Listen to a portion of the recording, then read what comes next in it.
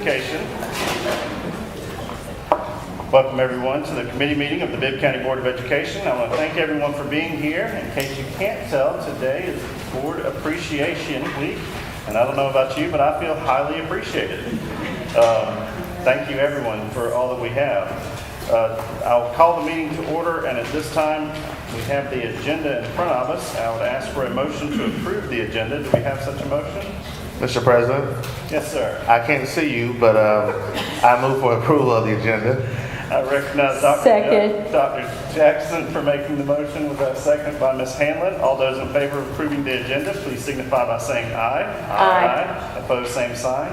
That passes, and the agenda is set.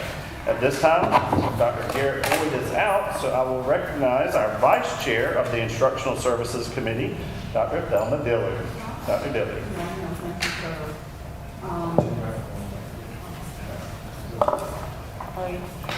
Can you hear me now? Okay. All right. The Instructional Services Committee today has one item on the agenda, and that's IS1, Schools of Destinations, and it is a presentation. Dr. Rogers and Mr. Dunn. Yes. Thank you, sir. Thank you. Thank you to our board president, Mr. Freeman, our board members, Dr. Sims, our senior cabinet members. Let me be the first on the microphone to say welcome on our board recognition week. So thank you for all the work that you do. Specifically today, we're going to do an update on the performance of federally identified schools. As you know, stated in our memorandum of agreement that we covered in December of last year, we are required to present to the board the status of our federally identified schools. With the recent new evaluation of schools identified in January, we thought it would be fitting to, rather than waiting until December, to provide an update now to ensure that everyone understands who our new federally identified schools are and why, and also what the district is currently doing. As you know, our mission right here is very mission critical as we think about our federally identified students, that we are maximizing student achievement and social emotional well-being by building a sense of community in a safe, equitable learning environment. Specifically, what does that look like? It's our vision. We believe that our students will be empowered to learn, lead, innovate, and serve as productive and caring citizens within their chosen pathways of success.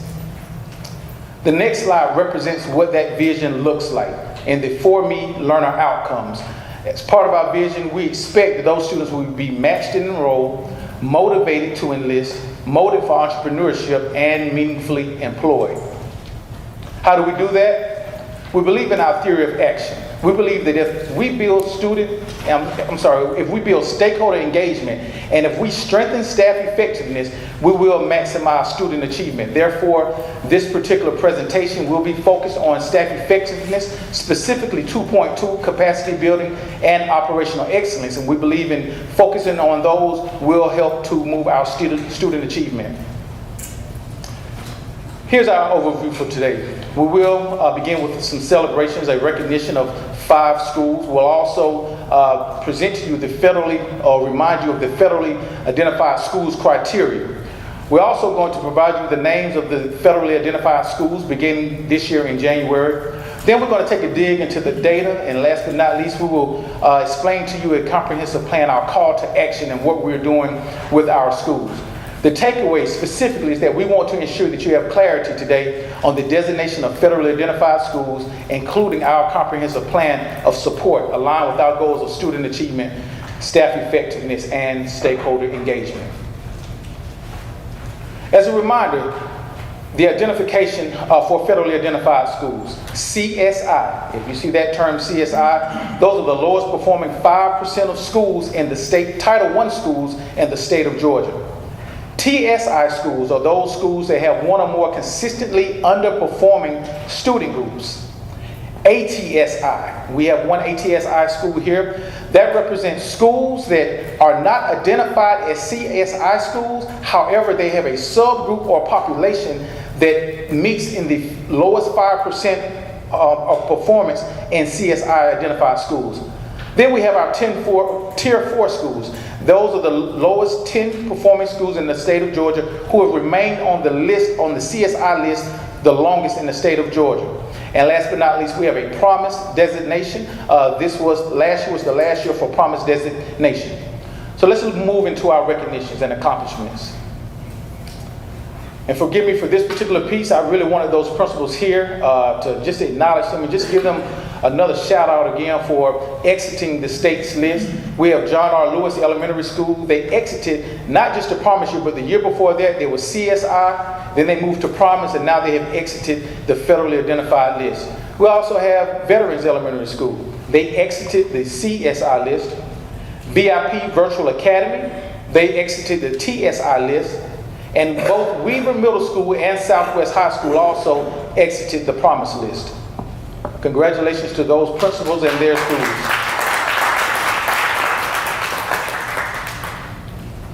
Now let's begin to look at those schools who were identified in January. As you'll notice, FY23, that shows the previous year's status versus this year in FY24. Byrne Elementary School, CSI status, that means that they are included in the lowest 5% of all Title I schools in the state of Georgia. We also have Bruce Elementary, Hartley Elementary, Ingram Pie Elementary, Rosa Taylor, Union, and LH Williams.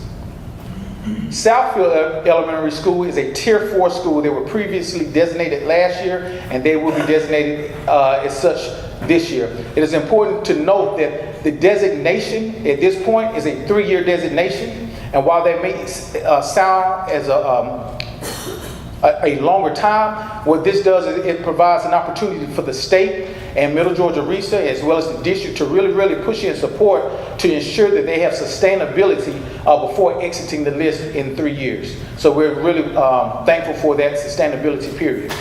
In our middle and high schools, we have Appling Middle School, who's also a CSI school. Ballard Hudson was our second Tier 4 school. Middle school, and Westside High School is an ATSI school. They moved from Promise to ATSI. Remember, they are on the list for ATSI for a subgroup. Now, let's take a little dig into the data. And what we want to show you here is, you saw a comprehensive report last month holistically of our district with the CCRPI. However, we want to make sure that we dig a little deeper to show you specifically our federally identified schools. And the purpose of that is, one, showing you exactly why they are on the list, but also in an effort to show you why we're doing what we're doing with the schools to provide them that additional support. As you know, CCRPI was the indicator, and there are 5 components. Specifically today, we're going to discuss content mastery, progress, and then closing the gaps. These are the 3 indicators that really moved our schools to those federal identifications. Content mastery. This is the question: are students achieving at the level necessary to be prepared for the next grade, college, or career? In other words, what was the achievement on the Georgia milestones or our Georgia alternate assessment? Let's take a look at that data. But before we do, here's our legend. It's important to note that all of our CSI schools will be in orange, included in orange, our ATSI school and our Tier 4 school. The next graphs will show you our schools in comparison to Bibb County School District's overall average as well as the state average. And content mastery. This is an example of content mastery, and it's important to note here that this graph represents the percentage of students who earned a rating of developing or above on the 2023 milestones assessments. For example, if you were to read this would state that Taylor Elementary, 36.4% of those students earned a rating of developing or higher. As we look at that as the district office, we'll get into our call of action on what we are doing to support these schools. Again, the orange denotes CSI and the blue denotes our Tier 4 school in comparison to our district average and our state average. On this slide, you'll also see an asterisk. That means that there was an increase. Williams Elementary School had an increase as well as the overall district in Bibb County. Next, content mastery in middle school. It's important to note that Ballard Hudson had an increase as well as all of our schools in the overall average in Bibb County. And this is our high school. Next, as we move from content mastery, again, the percentage of students scoring developing and above, we'll take you to progress. Progress measures how much growth students are demonstrating relative to academically similar students. What does that mean in layman's term? Based on the 2022 milestone assessment, students that had similar scores are measured on the 2023 to see how well those students grew in comparison to students who made similar scores the previous year. So this graph represents the percentage of students who experience typical to high growth as compared to students throughout Georgia with a similar score on the previous year's Georgia milestone assessment. If we were to read this, we would say Union Elementary had 70.6% of their students to experience typical or high growth. I think it's commendable to note that over 60%, on average, over 60% of our students are experiencing typical to high growth. And you see where we compare in regards to the district and in regards of the state as well. Here's our middle school.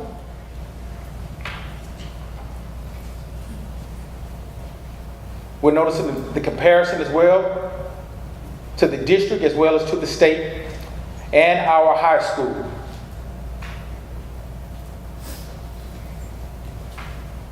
As we shift from progress, we will move on to closing the gap. This is where we break down the content mastery by subgroup, by subject.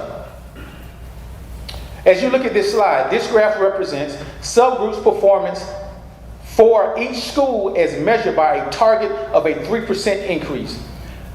The State Department has a formula for developing each school's target. Targets may be different because subgroups are different. Each school requires a minimum of 15 students to populate a subgroup. So the subgroups at each school may vary. The subgroups are broken down by race, students with disability, economically disadvantaged students, and English learners. So if you were to read this, you may read L.H. Williams had 66.7% of their subgroups to either make gains or to hit the 3% increase as measured by the state. It's to be commended that L.H. Williams also tied the state average with closing the gap with their subgroups. Here are our middle schools. Ballard Hudson exceeded the district average as well as the state average in closing the gaps with their subgroups. And our high school. The comparison to the state average. Now, here's just another summary of our GLOws and GROWs for that. We recognize our GLOW progress and readiness score, component scores, closely aligned with the state goals. L.H. Williams Elementary and Ballard Hudson Middle School tied the state and exceeded the district for closing the gap. Overall graduation rates in Bibb have increased district-wide. Westside's graduation rate was close to the district and state goal at 82.5. And L.H. Williams and Ballard Hudson also increased in content mastery. What are our goals? This is where we're pushing in, where we're identifying, ensuring that we are a data-driven district. We're using this information to move us in our next steps. Content mastery and closing the gaps have declined or remained stagnant in most of the identified schools. Also, closing the gap reflected several schools showing little to no achievement toward the 3% target in addressing the needs of those subgroups. So we know that this is an area for us to push in and develop and to continue our plan. It is also very important for everyone to remember that this is lagging data. Remember, this is lagging data. This data came from the 2023 milestone that happened last April. And so we've been working with these schools diligently along the way this year to ensure the designations came out in January. So I just want you to know that we've been working specifically with that. And so I'm going to show you our district plan of support. Our district plan of support. First, we want to monitor and support the implementation of a standards-based classroom. That's very important because we know that Tier 1 instruction is key. And so as we think about that in our content mastery scores, and as we think about our closing the gap scores for subgroups, we understand that the most important piece is what occurs in a standards-based classroom during Tier 1 instruction. So we're going to monitor and support that implementation. Number 2, we're monitoring and supporting the implementation of collaborative planning. Collaborative planning occurs when grade level teachers or department teachers meet during their planning periods to develop lesson plans, to discuss data, to review student work, and to make next steps. Third, our next action will be to monitor and support the implementation of leadership teams. We understand the importance of leadership teams being in a position to understand and to monitor what's happening in the classroom as well as what's happening in collaborative planning. So I'll break these 3 down for you in the next few slides. Number 1, monitoring and supporting the implementation of standards-based classroom. 1, we are conducting instructional awareness walks. In a combined effort with Godot, our Georgia Department of Education School Effectiveness Specialist, as well as with Middle Georgia RESA School Improvement Specialist, we are doing a combined effort to conduct instructional awareness walks. This is in addition to, and I make that statement because the memorandum of agreement stated that what we do for our federally identified schools has to be above and beyond or in addition to what all schools are already receiving in our district. So this is to supplement our district learning walks. Number 2, Zone Strong Professional Learning Days. This is something right now that principals are working on right now to establish common planning periods among elementary schools and among middle schools to ensure that when additional support comes in, we have an opportunity to reach more teachers at several schools rather than just at one school. So we're moving to an area where they're going to have a common planning period. Number 3, we're currently already working to do peer observations. Principals are identifying teachers implementing those high yield strategies needed to move our students. And so they're serving as models, and we have teachers going into their classrooms to see it in action. Last but not least, under this particular one, we're implementing data-driven coaching cycles. We understand the importance of tiering teachers and then giving them the necessary support they need to make adjustments in instruction to ensure that student achievement occurs at high levels. And we are currently working to do a book study by Diane Swinney on student-centered coaching. Number 2, we want to monitor and support the implementation of collaborative planning teams. In your packet, I switched it up. You may see leadership teams here, but I will follow up with that on the next slide because I just believe it was important for us to put collaborative planning teams here because right after the standards-based classroom, it's important what happens right here in collaborative planning. So in combination with the state of Georgia, Georgia Department of Education, we're using the high impact practices rubric for collaborative planning. And so we're conducting monthly leadership team walkthroughs to monitor the fidelity of collaborative planning to ensure that what's supposed to be happening during collaborative planning is truly occurring. We're also going to ensure designated days have been established for our Zone Strong Professional Learning. We're also providing intentional district support during collaborative planning meetings. We're also ensuring that teacher modeling and teacher practice occurs at high level. And that goes back to that instructional coaching cycle where teachers where instructional coaches or identified teachers model best practices, but then also giving teachers the time to practice before moving into the classroom with students. Lastly, on this one, we are implementing data-driven approaches to collaborative planning, ensuring that data is guiding our work.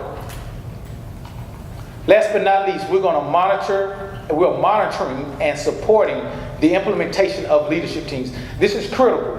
Leadership teams guide the work in each building, and so we're utilizing the Georgia Department of Education High Impact Practices rubric for leadership teams. We're conducting monthly leadership team walkthroughs as well.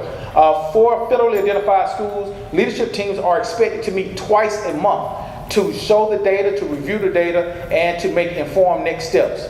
We're also ensuring the alignment of data for short-term action plans, which we know as a STAP, also our continuous improvement plan, our CIP, and school-based leadership teams. Just this past week, We had a phenomenal day. It was Data Day here in the entire district, where all principals and their leadership teams led the efforts for ensuring that each faculty and staff member had an opportunity to do a deep dive in their school's data. They conducted a SWOT analysis as well as the 5 why root cause analysis to develop next steps for next year. So that was a great day. Also, as you think about this one, we have our CIP meetings. This has been slightly different this year. Principals are meeting together to present their CIP meetings, which gives principals an opportunity to collaborate and to share their best practices with one another. And so we're ensuring that as well. And last but not least, we're providing feedback, ongoing feedback, not once, but ongoing feedback to our principals on the following: data share. Are they progress monitoring data effectively and intentionally, and what is the frequency? We're also looking at distributed leadership, ensuring that principals are not carrying the weight on the load by themselves, but that there's true distributed leadership among that team that owns those CIP plans and the short-term action plans. Then teacher development. You heard me talk about the instructional coaching process. We're ensuring that teacher development is key. And last but not least, after making next steps, we look at the follow-through. Are you following through with the next steps that you have determined in your leadership team meetings? More supports, of course, Executive Officer of School Improvement. That's what I do. I'm the liaison between Georgia Department of Education and the district.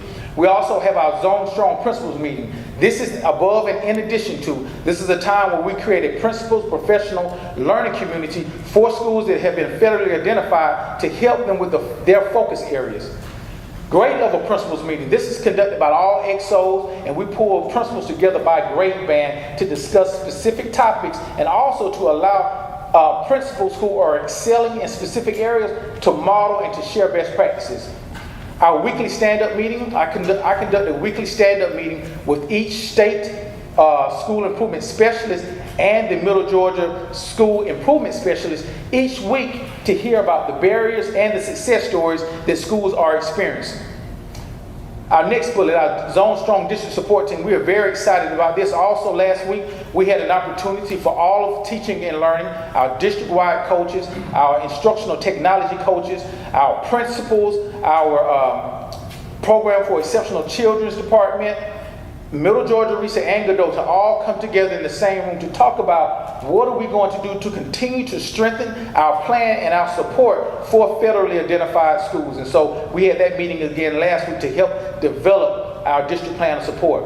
Then we still continue to have communities in school of Central Georgia in each school with an empowerment coach and AMPAT AmeriCorps Godot. Now, our next steps are what we will continue to do. We will continue to monitor and support student progress towards their improvement targets. We're also going to continue to deliver professional learning to our leaders, our teachers, and our instructional coaches on evidence-based instructional practices aligned with the needs of our identified schools. We're going to continue participating and providing feedback and next steps to our leadership teams.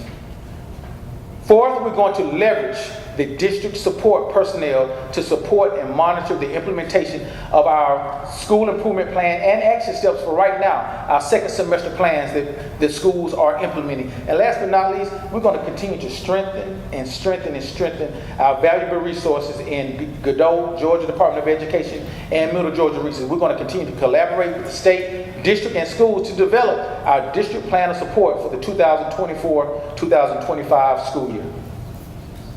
Are there any questions?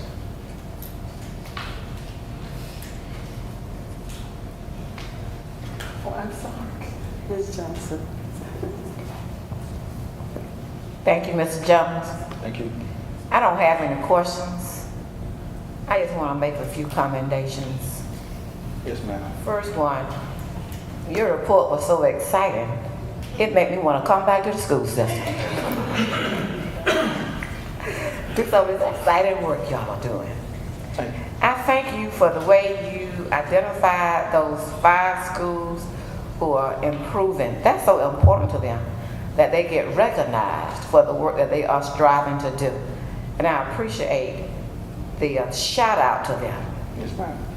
you said something that really touched my heart. I'm a big proponent of this. When you said that the district is being closely aligned to the state. We are a data-driven district, and that's where the rubber meets the road.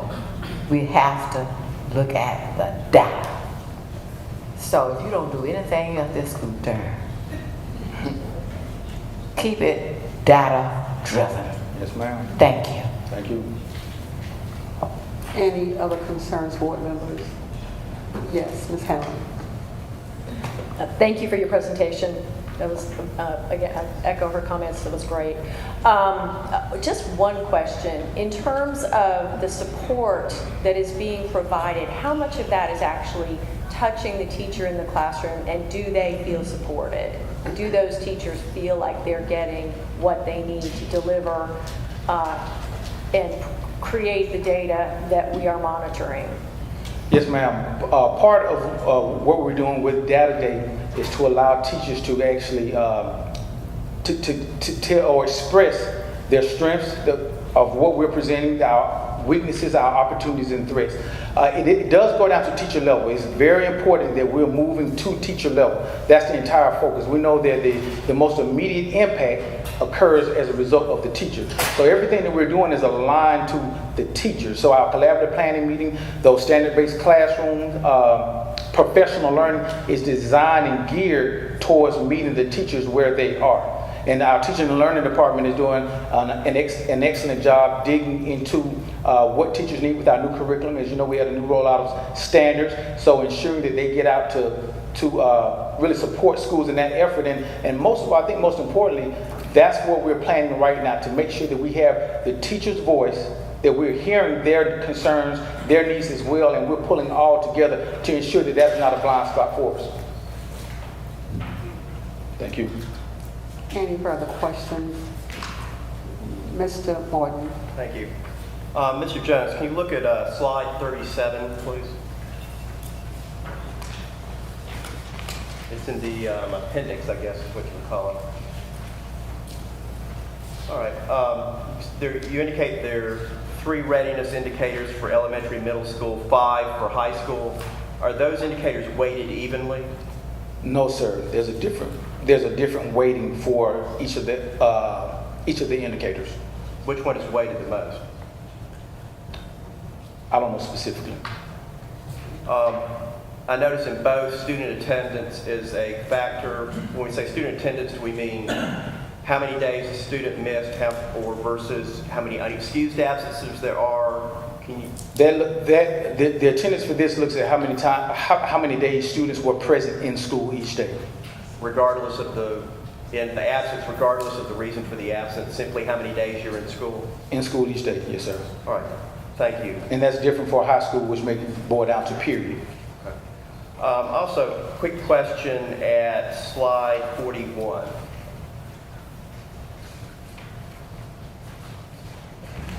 Okay, so is this the graduation rate for 2023? Yes, sir. Okay. Here's the question I have. Back in October, we had said our graduation rate for 2023 was 87.1%. Here it's shown as 85.3, which is still considerably up from last year, so I'm happy about the previous year. I'm happy about that. Do you have an explanation why the numbers might be different? No, sir. I don't have it. I'll go back and check that. Oh, I appreciate it. Find that out. Let us know. And otherwise, thank you very much for your presentation. That's all I have.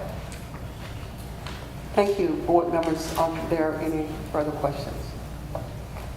Madam Chair. Yes, Dr. Jackson. Thank you. That's it. Thank you. Mr. Jones, thank you so much for your presentation. First, in regard to the 5 schools that have exited the federal identification list, I do know that 3 are in the West Side Zone, so shout out to those schools, as well as all of our schools that have exited the list. And I hope that we are doing everything in our effort as we talk about student ownership of data. That we like to focus, when we're trying to get the data up, and when numbers may be down. But in this case, where we're seeing schools exiting the list, it would be great if we could, have some celebratory activities at the schools so that students can see where they are, how to get off the list, and how they can stay off the list as Yes, well. So hopefully that's in the works. So thank you for that. Yes, sir. Also, on slide 11, see Westside is listed as moving to the ATSI. And it says that among the TSI schools identified for one of their subgroups. Do we know which subgroup? Yes, sir. Students with disabilities. Students with disabilities. And right now, do you know what additional resources are we looking to place specifically at Westside for students with disabilities? Yes, sir. Well, we're currently in the planning stages. The State Department just assigned the new Middle Georgia RESA specialists that will be working in those schools. So we've had about 2 meetings to really work at Westside for a plan. Specifically, we're looking at Tier 1 instruction for all students. So there's a plan. There are efforts of our PEC department here in the district as well as Middle Georgia RESA in the state. Very well, thank you. And slide 16, 17, and 18 deals with the content mastery for elementary, middle, and high schools. Yes, sir. It does show that there is improvement there for all groups.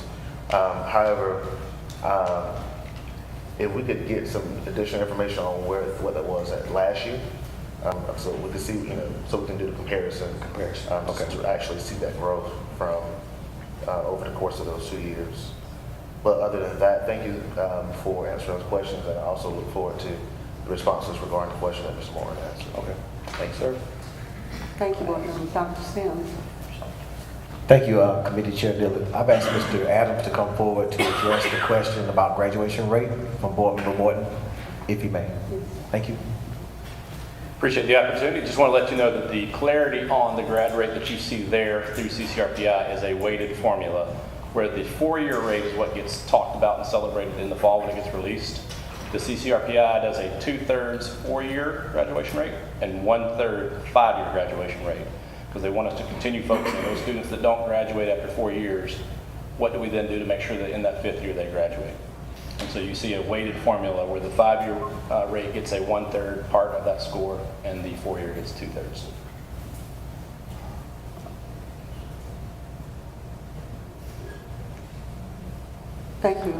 Thank you, sir.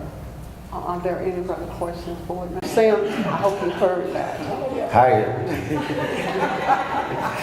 So you really impressed this board and especially Ms. Johnson here. Thank you, sir, so much. Thank you. This ends the agenda for instructional service, sir. Thank you, Dr. Dillard. Thank you, Dr. Jones. At this time, we will hear from the Fiscal Support Services Committee, Chair Darrell Morton. Thank you, Mr. President. We have 8 items under fiscal and support services, 2 presentations, and 6 action items. FSS1 is a presentation. Our audit review, Hope Pendergrass with Malden and Jenkins is going to present. Yeah, I was going to do a quick introduction. Good afternoon, President Freeman, board members, Superintendent Dr. Sims. Today we welcome Ms. Hope Pendergrass from the Malden and Jenkins firm, CPA firm, our external auditors, to review the financial results of the period ending June 30th, 2023.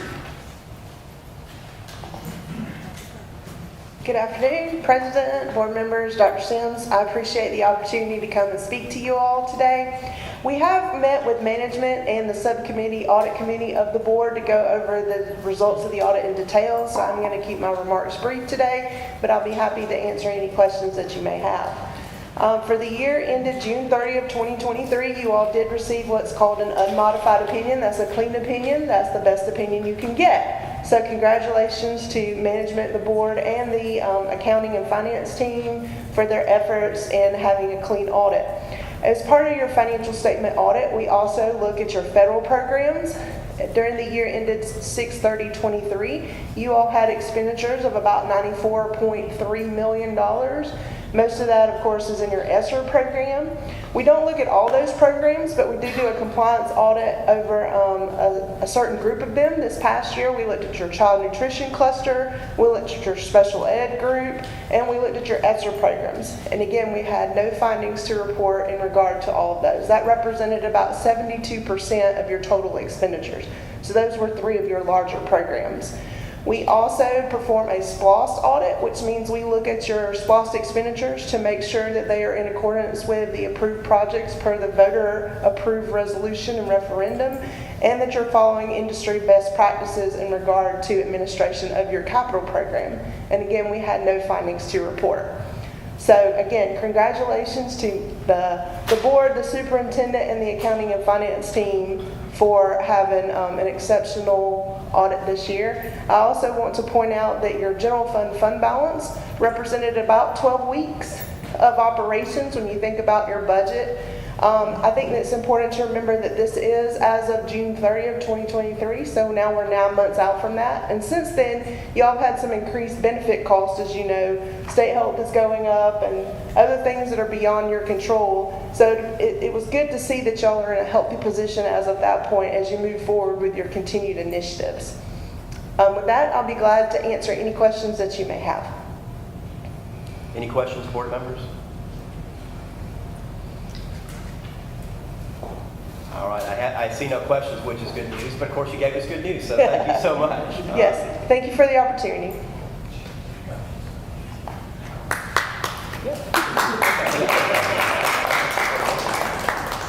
All right, so next is FSS2, our monthly financial update from our Chief Financial Officer, Eric Bush.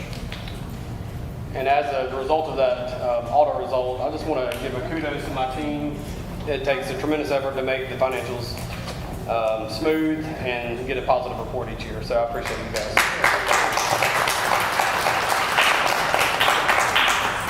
So welcome again, President Freeman Board and Dr. Sims. We're going to report on the 7 month ending January 31st, 2024. We went through the mission. So we're going to start on the general fund results as of January 31st, 2024. Currently, as of the end of January, we have $103.5 million in assets, $17.8 million in liabilities, which is leaving us with a fund balance of $85.7 million. Please take note that in January is the end of our tax collections, where it's a large sum of our revenue, and that kind of explains why the fund balance is higher. It will start to decline as we use those funds throughout the year. For the statement of revenues and expenditures, to date, we've received $152.2 million, representing 63.4% of our budgeted revenues. And we've expended $132.8 million, which is 56.2% of our budgeted expenses. And we currently have $8.3 million encumbered. For our general fund revenue, as I just mentioned, our local sources is representing 54% of those revenues currently, our state sources at 43%, and federal sources at 3% of those revenues. Our general fund expenses, this graph is to show that 66% of our expenses are directly related to instruction, people services, and improvement of instructional services.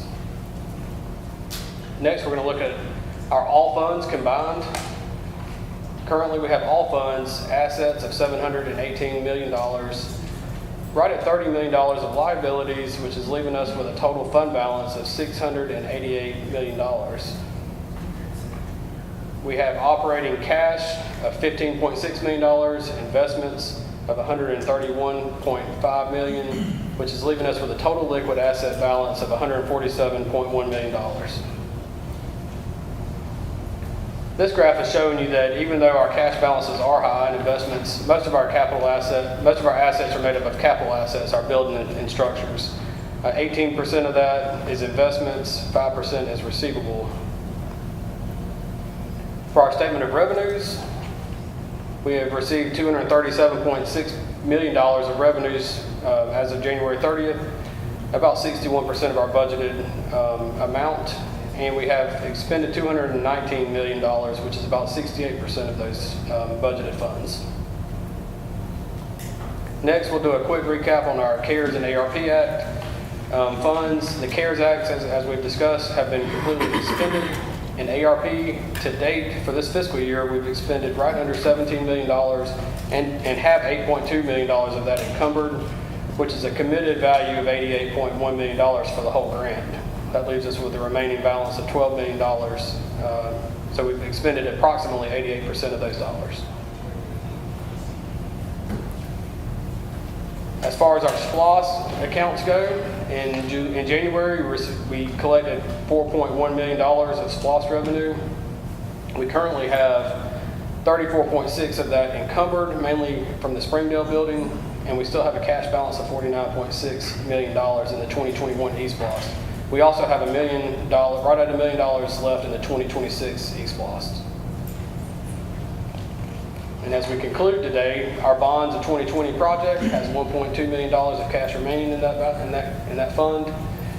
And our debt service account, we currently have $5.5 million, and we have a final debt payment on March 1st of $5.5 million as well, which was just made a couple weeks ago.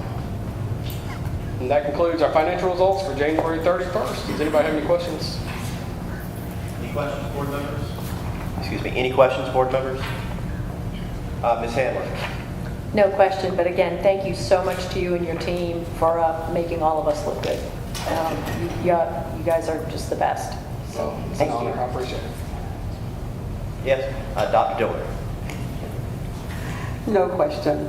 I too would like to commend you on a great transition from the wonderful Mrs. Roberts. You did an outstanding job.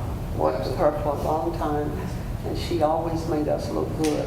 But she had a great, super dynamic team, and you inherited that super dynamic team.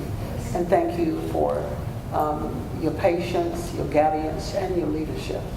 We appreciate you, and we're going to really need you as we move into the next era of this budget that's coming up, you and your team. Thank you so much for all that you do. Thank you for those remarks. I appreciate it. Anything else, board members? All right, thank you, Mr. Bush. Appreciate it.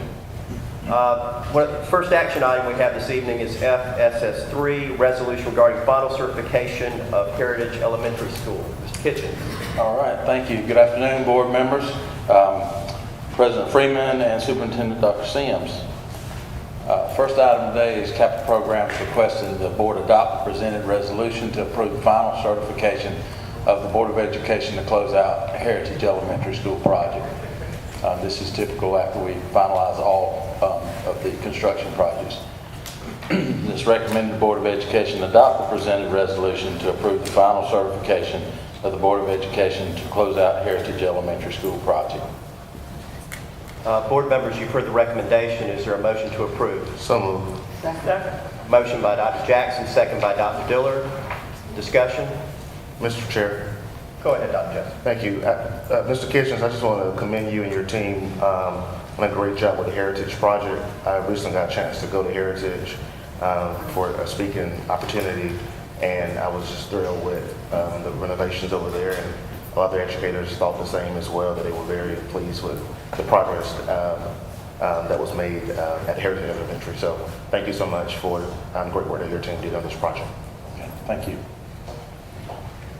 Any other questions? There being none, all in favor of the motion, let it be known by the word aye. Aye. Opposed, the same sign. There is none. FSS3 passes unanimously. Next, we have FSS4, resolution requesting final certification, Ingram High Elementary School. Mr. Kitchens.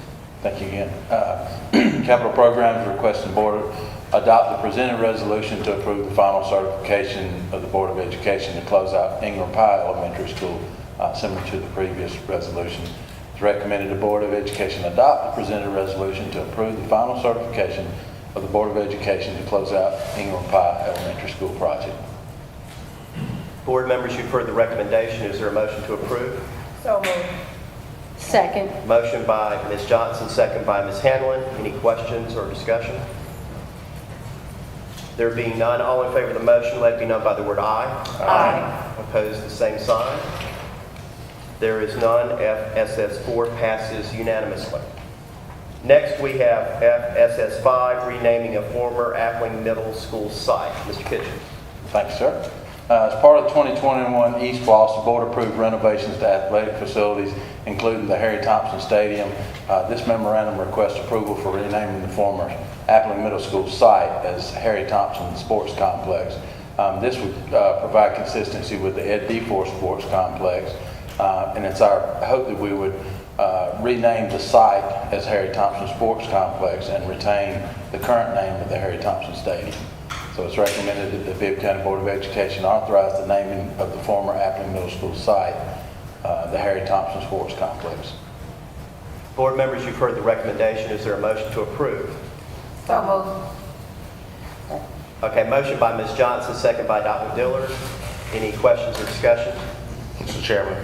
Dr. Jackson? Thank you. During our preparation stations, I did pose the question, Harry Thompson, do we know exactly who Mr. Thompson was? Yes, sir. We do have a history on him. He was a former coach, former something in the city, and I can't remember what it was. But administrator, coach here in Bibb County. Very well, thank you. Yes, sir. Any other questions? Yes, Ms. Johnson. I just want to thank you for this. I think it's a very appropriate move.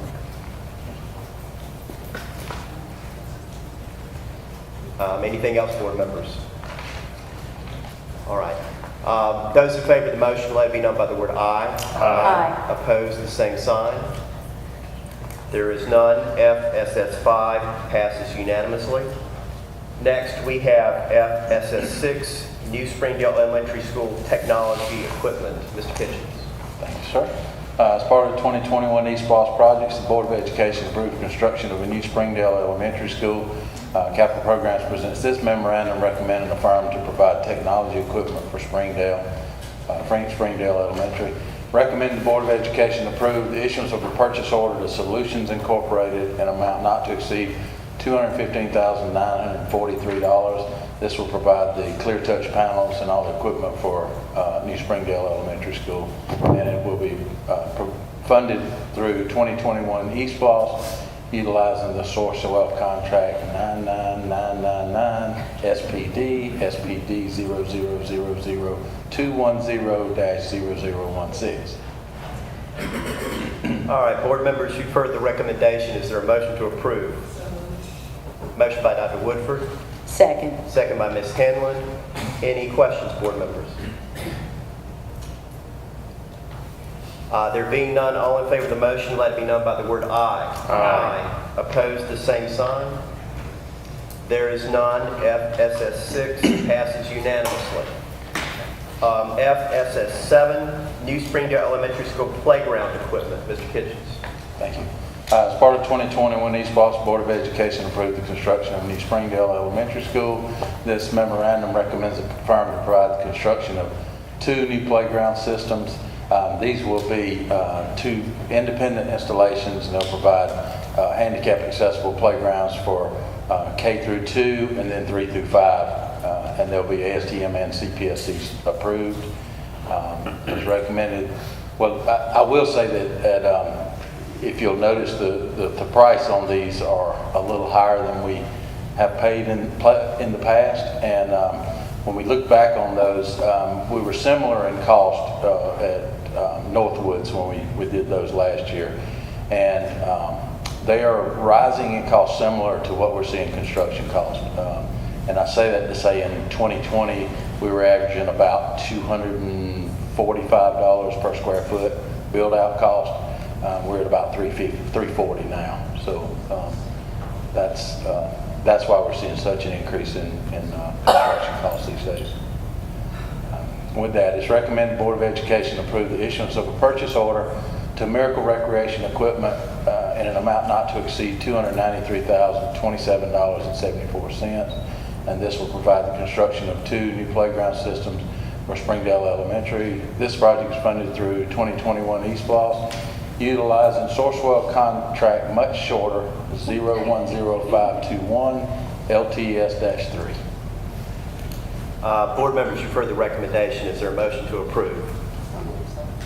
Motion by Dr. Dillard. Is there a second? Second. Oh, Mr. Freeman. All right. Any questions? Dr. Woodford. Thank you, Mr. Kitchens. So was this project bidded out, or how does that work for this? They're under state contract.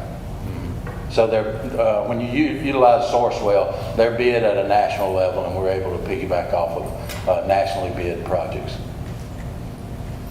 Thank you. Mr. Moore. Yes. Go ahead, Mr. Freeman.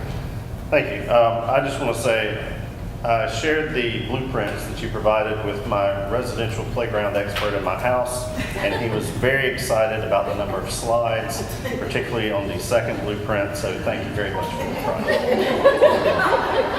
We aim to please.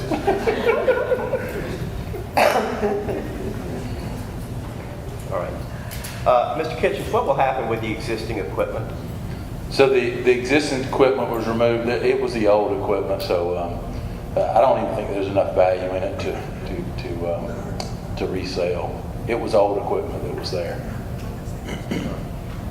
Any other questions, board members? All right. There being none, all in favor of the motion, let it be known by the word aye. Aye. Opposed, the same sign. There is none, and FSS7 passes unanimously. Thank you, Mr. Kitchens. Next, we have FSS8, vehicle surplus. Mr. Jackson. Good afternoon, Mr. Freeman, board members, Dr. Sims. The Transportation Department has identified 60 vehicles for surplus with an estimated value of a little over $76,000. These vehicles have been replaced with newer vehicles, and they are no longer operable or necessary for school purposes. Upon approval, they will be sold or disposed of in accordance with board policy, DO, School Properties Disposal Procedures, and Regulation DOR1. A copy of the list was provided for the board's review. It is recommended that the Bibb County Board of Education approve the surplus and sale of 60 vehicles per board policy DO, and further authorize the President of the Board of Education and the Superintendent to sign a resolution to surplus these vehicles in order for these vehicles to be sold or disposed of in accordance with board policy and regulation. Board members, you've heard the recommendation. Is there a motion to approve? So moved. Motion by Dr. Jackson. Second by Ms. Johnson. Any questions or discussion? Ms. Handler. Thank you, sir. Yes. I was just curious about this 2023 F-150 with 9,500 miles on it. Did it get in a wreck or something? Yes, ma'am. That vehicle was totaled after making contact with a deer trying to cross the road. Okay. Oh, it did. Thank you. You're welcome. No. Yeah. You want to ask about any others? It looked pretty reasonable. Thousands of miles on them and lots of miles, but that one just jumped out at me. Anyway, that's like the deer did. All right. Any other questions?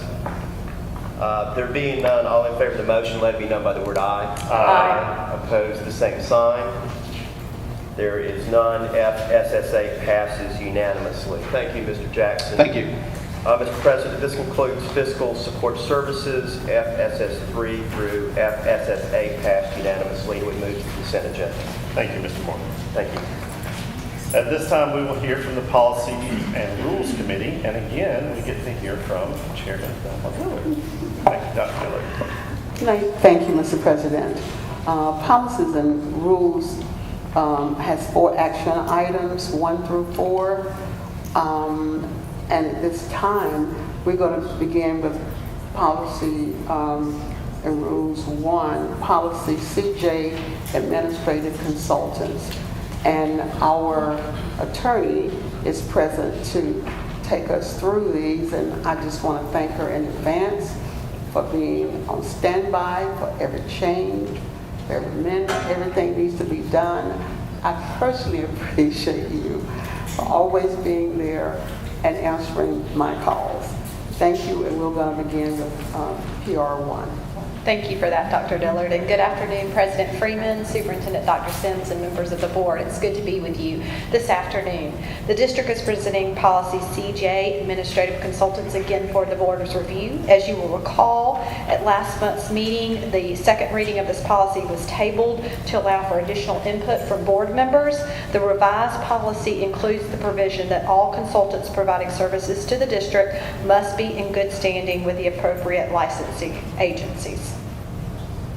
It is recommended that the Bibb County Board of Education approve the revised version of policy CJ, administrative consultants. Thank you, board. Is there a motion for approval? Dr. Whipper, Second.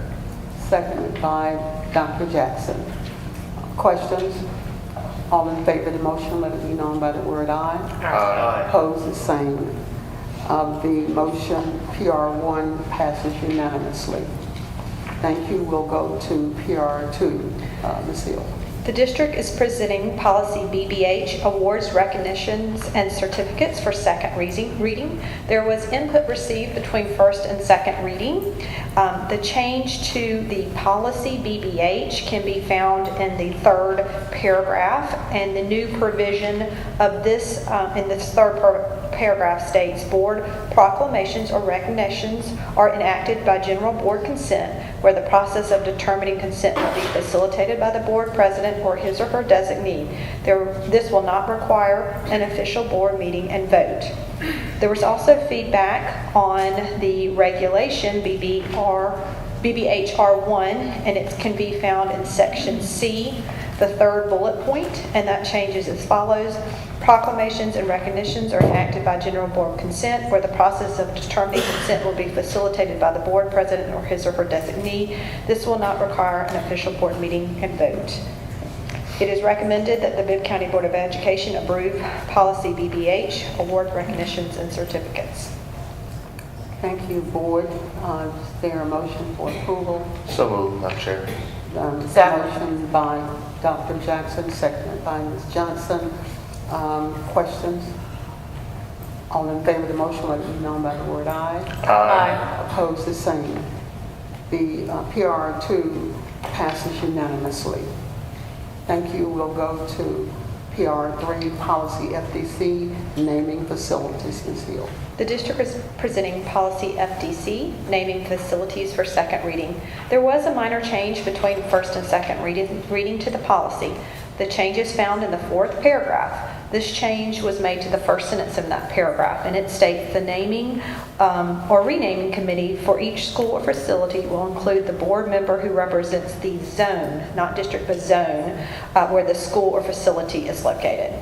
It is recommended that the Bibb County Board of Education approve the revision of policy FDC, naming facilities. Thank you. Board, is there a motion for approval? So moved. Dr. Jackson, motion, seconded by Dr. Woodford. Questions? All in favor of the motion, let it be known by the word aye. Aye. Opposed, the same. The PR3 passes unanimously. Next is PR4, policy FHCA, names on buildings and plaques. Ms. Hill. Yes, ma'am. The district is presenting policy FHCA, names on building plaques for second reading. There was a minor revision suggested between the first and second reading. The revision is found in the second paragraph, last sentence.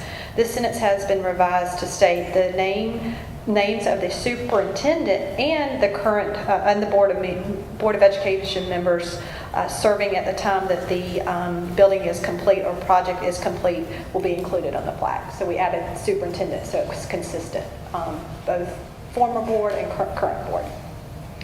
And it is recommended that the Bibb County Board of Education approve the revisions to policy FHCA, names on building plaques. Board, There a motion for approval? Second. Moved by Dr. Woodford, seconded by Ms. Hanlon. Questions? All in favor of the motion, let it be known by the word aye. Aye.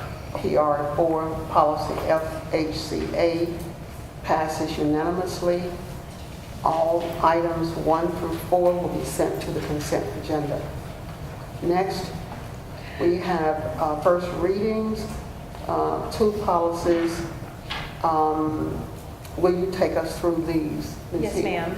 The PR5 is, the district is presenting policy BD, policy development for first reading, and this policy is revised to provide further information on how policies are reviewed, adopted, or rescinded by the board. The regulation that accompanies this policy is updated to include current district practices to review proposed policies and regulations prior to presenting the proposed policy or regulation to the board. Further, both the policy and regulation set forth that all policies and regulations can be found on the district's website. Please note we've already received some feedback on the regulation for this policy, and that's found in section B, item number 2. The term board chair was being used and it should have been board president, so we've made that correction. And the next steps, the district will post revised policy BD policy development on assembly to receive input from board members and stakeholders for 30 days. This policy will be brought back to the board next month for second reading for final approval and adoption. And then we have one more policy for first reading, that is PR6. That is policy GBRL, employee dress code. This policy is revised to further set forth the board's expectation regarding the employee's dress code in the district. Changes are also made to the policy to make this policy consistent with other district policies, and the regulation is updated to include current requirements in the district for the employee dress code. Please note there's already been some feedback on the regulation. There's a further, more defined term for the phrase smart business casual, and that's on the first page. And on page 2, there's a reference to district spirit days, because we have school business days and district spirit days. So the next steps will, on this particular policy up for first reading will be as previously stated. Thank you, board members. If you have any feedback on any of these items, please reach out to me, and we will try to address them. Thank you again. Thank you so much, Ms. Hill, for your assistance and patience as we go through whatever changes we need to make. Mr. President, this ends Policies and Rules Committee report, and PRs 1 through 4 are sent to the consent agenda. Thank you, Dr. Thank you, Jessup. sir. At this time, we'll hear from the Personnel Services Committee, Chair Dr. Juwan Jackson. Thank you, Mr. President. Personnel Services Committee will now come to order. Chair will entertain a motion to go to executive session for the purposes of personnel matters, future acquisition of property, pending litigation, school safety, and/or cybersecurity. Motion by Dr. Woodford. Is there a second? Second by Dr. Dillon. Are there any questions? Hearing none, all in favor say aye. Aye. Those opposed, same right. We are now in executive session. Board members, please remember to bring PS2 and PS3 with you. Mr. President. Thank you, Dr. Jackson. And board members, we are actually meeting in a new location today, so if everyone would please stick together, we will leave out in the back this time. Thank you. We're in executive session.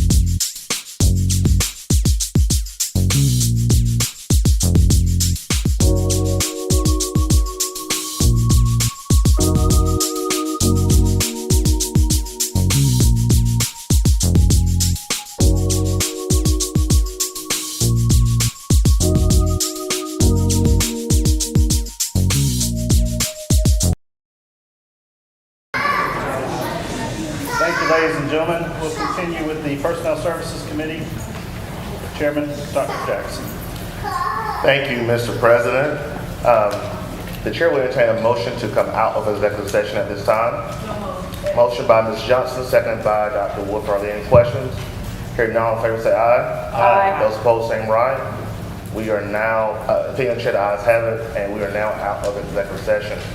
The chair will now entertain a motion to amend the agenda to add a new PS 6.1 reorganization chart. Motion by Dr. Dillard. Is there a second?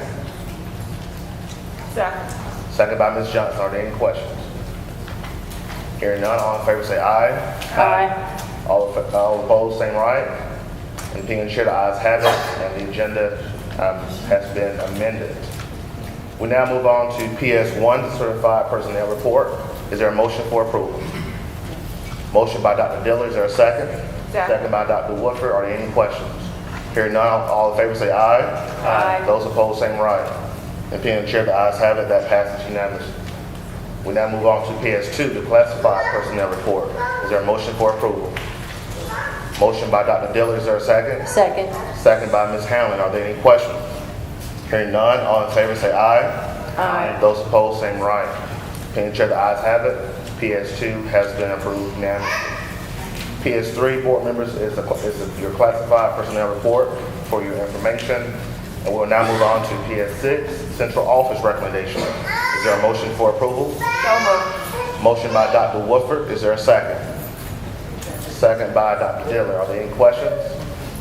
Hearing none, all in favor say aye. Aye. Those opposed, same right. And in being chair, the ayes have it, and that passes unanimously. Our final item under Personnel Services is PS 6.1, the organization chart. Is there a motion for approval? So moved. Motion by Ms. Johnson. Is there a second? Second by Dr. Dillard. Are there any questions? Hearing none, all in favor say aye. Aye. Those opposed, same right. No. No. All right, opinion chair, that passes by a vote of 5-2 in favor, and so that does pass. Mr. President, this completes the work of the Personnel Services Committee. PS1, PS2, and PS6 all passed unanimously, will be sent to the consent agenda, and we will consider PS 6.1 separately. Thank you. Thank you, Dr. Jackson. Appreciate everyone's patience. Would remind you that we have items for information, FI1, FI2, FI3, 4, 5, and 6. If y'all would please take notice of those. At this time, I will entertain a motion to adjourn the committee meeting. So moved by Dr. Dillard, seconded by Dr. Woodford. All those in favor say aye. Aye. Opposed, same sign. In that case, we are adjourned. At this time, I'm going to allow a 10-minute break. We will start back promptly at 6:45. So I thank you all for your patience. Thank you all for being here. If you'll give us just a couple of minutes to let everyone get reorganized for the meeting, we will start at 6:45. Thank you.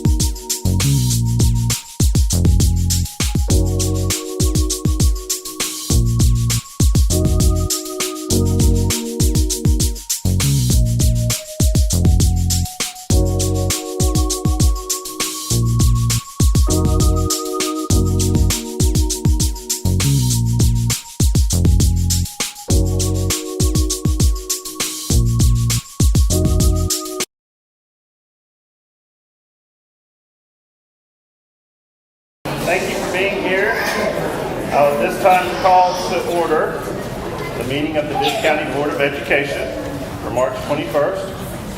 May I have a motion to approve the agenda? Second.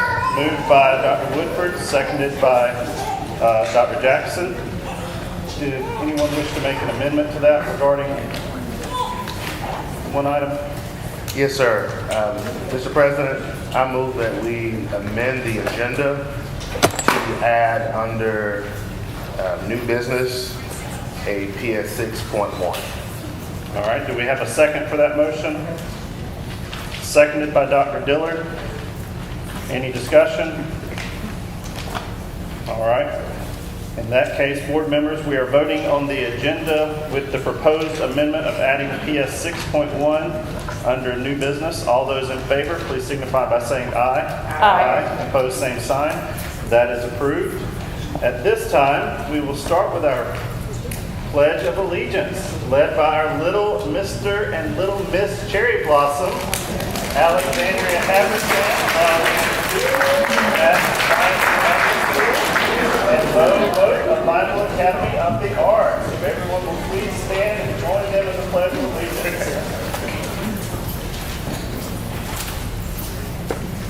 I pledge allegiance to the flag of the United States of America and to the republic for which it stands, one nation, under God, indivisible, with liberty and justice for all. Let's give them a round of applause. Thank you.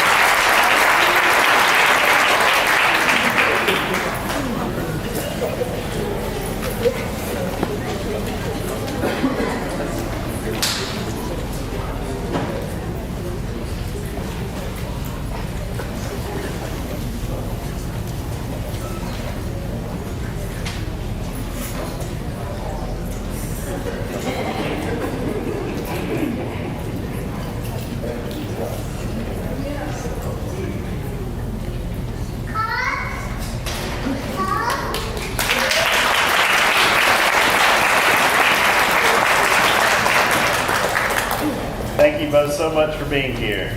At this time, I'll call to the stand the Reverend Kenneth Moy of Washington Avenue Presbyterian Church, who's going to lead us in our invocation. Thank you, Reverend. Let us pray. Dear gracious Heavenly Father, we come to you thanking you for the many blessings that you have bestowed upon our lives. We thank you for things seen and for things unseen, both by the mysteries of your grace. We come now to God asking that you would bless this board as they stand between making hard choices and difficult decisions. We ask that you would provide them guidance and wisdom and courage for creative solutions to our problems.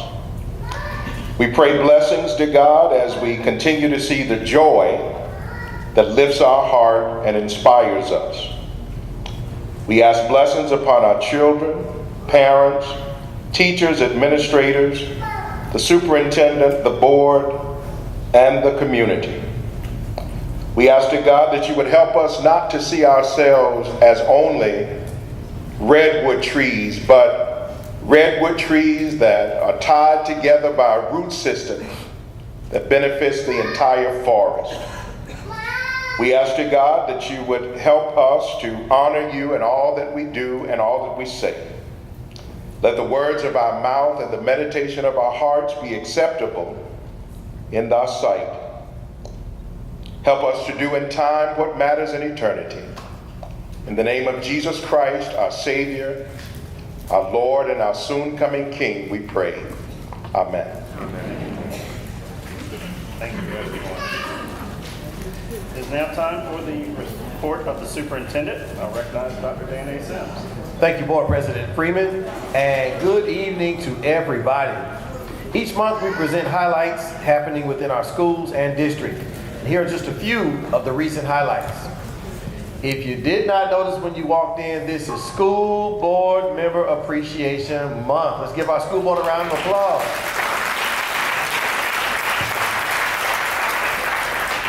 Thank you to our Bibb County Board of Education members. Each March, the Georgia School Boards Association recognizes board members for their service to public education. They give their time and consideration to ensure our students and staff have the best instructional materials and resources. We will recognize them more later in our meeting, and I'd like to give thanks to our schools for sharing their appreciation in a huge way with some special and artistic recognitions for each board member this evening. Board members, thank you from all of us. Since this is a time of appreciation as well, if we can go back one more slide, I do want to highlight 4 or 5 people on that picture. Dr. Dillard, Mrs. Hanlon, Ms. Johnson, Dr. Woodford, and Lisa Garrett Boyd. They all have something in common. And I would like for every man inside the room right now, on behalf of every mother, every wife, every sister, every cousin, every aunt, every partner, every girlfriend, and every student who is a woman, to stand and give them a rounding rouse of applause for Women's History Month. Let's give them a round of applause. All of our men.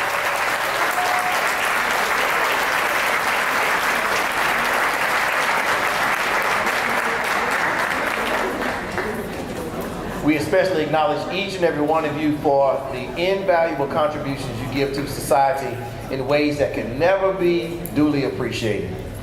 Let's stay with appreciation. There's been so much to celebrate and commemorate this month. We celebrated Maintenance Grounds Worker Appreciation Day by honoring and thanking the outstanding members of the Facilities and Maintenance Team and Operations Division who keep our district running each and every day.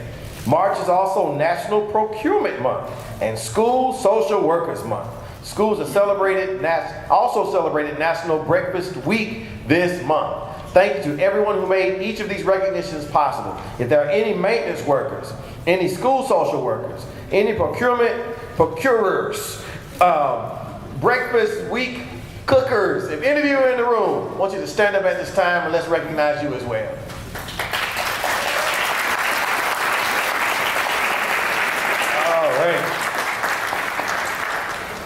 Let's stay with thanks once again. This month we are celebrating Donna Jackson for 30 years of service.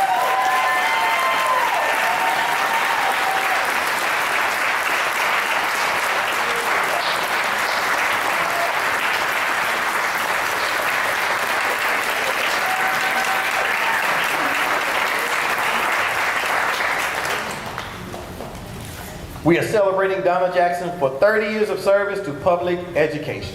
Mrs. Jackson is retiring as executive officer, a position in which she has provided support and guidance to many instructional and school leaders over the last few years. We are so appreciative to Mrs. Jackson for her dedication to students and staff, and we wish her all the best in retirement. Youth Art Month. March is Youth Art Month. Congratulations to our student artists whose works are on display through March 26th at the 567 Center for Renewal. A special reception to honor Youth Art Month was held on First Friday, March 1st, and many of our student artists were on hand to celebrate at this opening reception of the 11th annual Bibb County School Student Art Show. The Pinkest Party is underway. Our students and staff are celebrating Cherry Blossom Festival with music, art, dance, performances, pink flair, and much more. BCSD will host a pink out tomorrow, and we encourage everyone to wear their pink in honor of the festival's final weekend. And if you want to meet me tonight at Carolyn Creighton Park, let's go out and have a good time as well. Congratulations, and that is spelled CONGRATULATION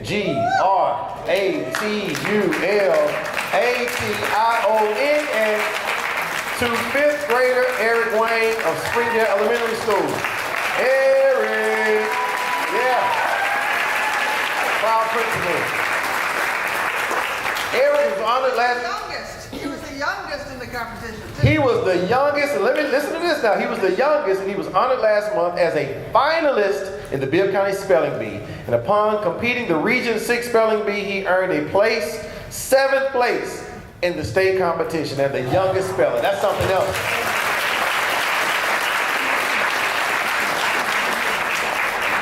In the words of the Terminator, he'll be back. We are so proud of Eric. Digging in on Data Day. Schools across the district participated in Data Day 2024 B4B Staff Voice for Student Impact last week. I want to thank our teachers and staff members for embracing this opportunity to dig into their student data in ways that will benefit student achievement through their school continuous improvement plans next school year.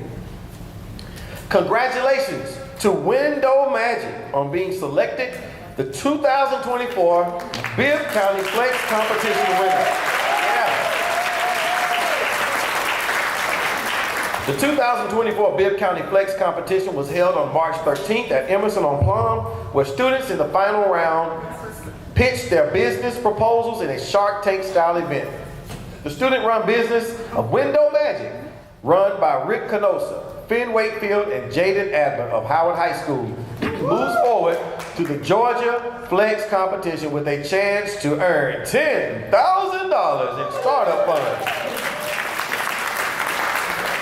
Thank you to the Greater Macon Chamber of Commerce, the Griffith Foundation, and Macon-Bibb County Industrial Authority for supporting this For Me program.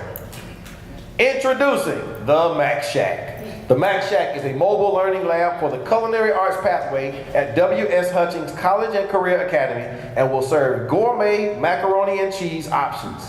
BCSD staff and community partners were able to sample the food following a ribbon cutting this month, and I dare say I witnessed more than a few returning to the food truck for seconds. For more information about how you can book the Mac Shack, visit www.compassrosecafe.com. On March the 2nd, the Bibb County School District held our annual teacher recruitment fair. We had a great morning meeting with potential teachers for our district. Thank you to everyone who made this event a success. It's not too late to join our team. If you are interested in joining BCSD, visit www.bcsdk12.net/careers to apply. Thank you to all of our incredible business partners and community volunteers who participated in Principal for a Day on March the 7th. We appreciate you taking the time to step into our schools to get a better understanding of the day-to-day operations, as well as how our staff and principals are supporting student achievement. And finally, this is a big one, on the horizon. Oh, wait a minute, y'all put that one in there. I got to talk off the cuff on this one. So listen, that's me. And this is in response to Let's Talk Live with the Superintendent. I want to thank every parent and community member who has joined on Facebook Live for our first conversation about attendance that had 250 attendees and 12,000 views. Our attendance conversation, our behavior conversation that had 508 attendees and 10,000 views. And our last one that is online right now about academics with 268 attendees and up to now about 4,000 views. We are trying to get the word out and to stir it up in terms of us working to better together, not to fight, but to fight for our children. So look forward to Wednesday mornings on Facebook Live, 8 o'clock a.m. Be there or be left out. Now, on the horizon, Bibb County School District has designated next week, March 25th through the 29th, as Mental Health Awareness Week. When meeting with the Superintendent Student Advisory Committee this school year, the feedback I received was an overwhelming request from our students, y'all, to provide more supports for them, staff, and parents around mental health awareness and wellness. This request led to the beginning of a student-driven approach for mental health awareness and wellness activities, all kicking off with Mental Health Awareness Week around the theme, Start the Conversation. Throughout the week, our Student Advisory Committee will start the conversation on mental health. I am so proud of our students and honored to support them as they lead this effort. And if you want to join us in that effort, Monday is going to be Green Monday. We just ask that you pull out that St. Patrick's Day shirt, Febreze or wash it, and let's wear our green in support of the beginning of what's going to be a great conversation and more resources and more support for our most precious ones, our students. This concludes my superintendent's report. We now have time for recognitions, and those will be led by our Deputy Superintendent, Dr. Katika Lovett. All right, good evening. I have some wonderful recognitions tonight, and I'm going to have at this time our athletic director, Mr. Kevin Grooms, to also join me at the front as well. But to get us started, at this time, we would like to join schools and districts across the state in celebrating our school board members for GSBA School Board Appreciation Week. We'd like to thank our board members for their dedication to public education and continuing service for children in our school district. We'd like to ask each board member to come forward for a group photo. But before they come, I want you to give them a round of applause one more time. A big round of applause for all that we do each and every day. Mr. James Freeman, Board President, District 6. Dr. Sandra Woodford, Board Vice President, District 5. Darrell J. Morton, Board Treasurer at Large, Post 7. Murda C. Johnson, District 1. Dr. Thelma Dillard, District 2. Christian C. Hamlin, District 3. Dr. Jawan Jackson, District 4. And Dr. Lisa Garrett Boyd, who's not here with us tonight, but she's at large in Post 8. So we'll pause now for the picture.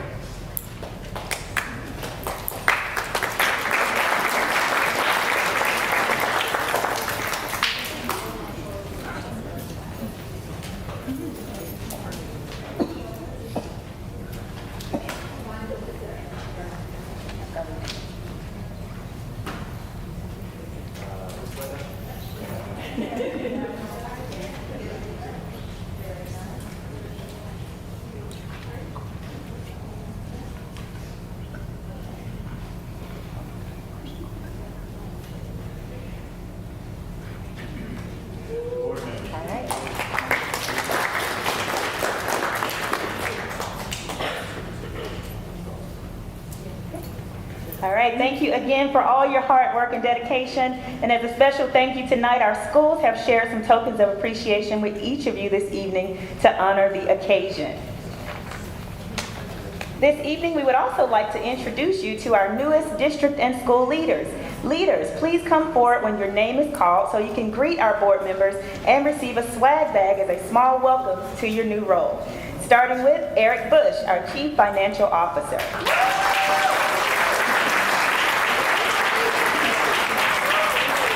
Betty Anderson, Principal of Ingram Pie Elementary School.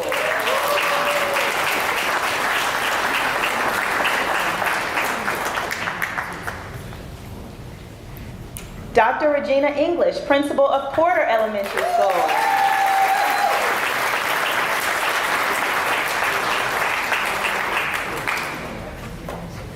Dr. Siobhan Laney, Principal of Southfield Elementary School.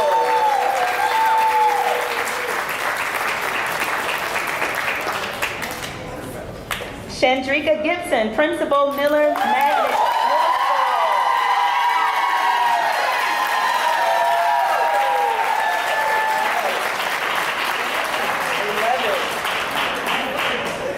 Mr. Joshua Money Penny, Director of Technology Services. And finally, Jesse Porter III, our new head football coach for Howard High School. Welcome aboard. We are so excited to see the continued growth with your leadership, and we thank each of you for being #BuiltForBibb. All right.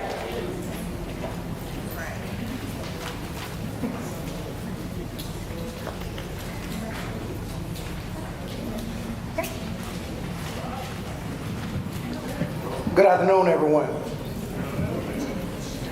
What evening is evening? I know, right? I'm gonna start off with, as my former principal would say, Mr. Stephen Jones, it's a poor frog who don't croak for his own pond.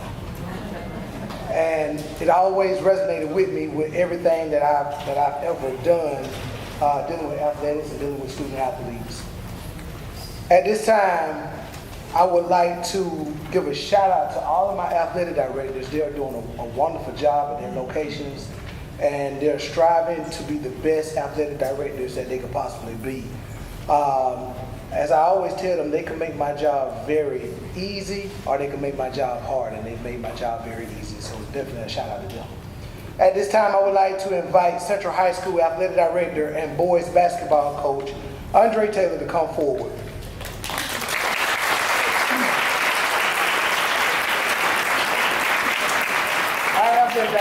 take a great deal of responsibility, much of which goes unseen. In addition to coaching his or her own sport, each athletic director is responsible for making sure student athletes in every sport are safe and in compliance with Georgia high school rules. Each year, each region recognizes its athletic director of the year, followed by the state award in each classification. After being named athletic director of the year by Region 2AA, Coach Taylor went on to be recognized as the statewide athletic director of the year for Class AA by the Georgia Athletic Directors Association. Congratulations and thank you for being here.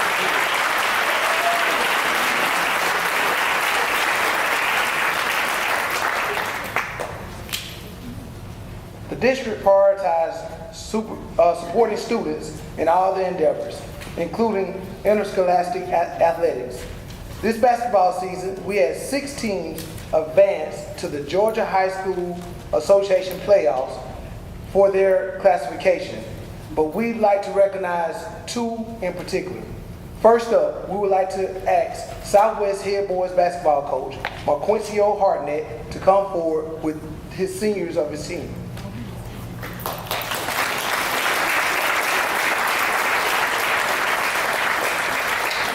This season, the Patriots went 19-9, including 12-1 in Region 2AA, and finished as region runner-up, heading into the state playoffs.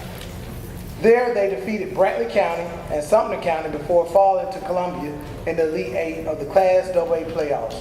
Congratulations, Patriots, on an exciting season.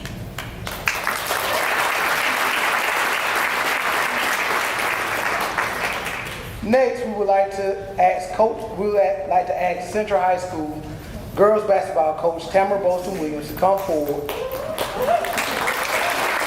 with members of her team.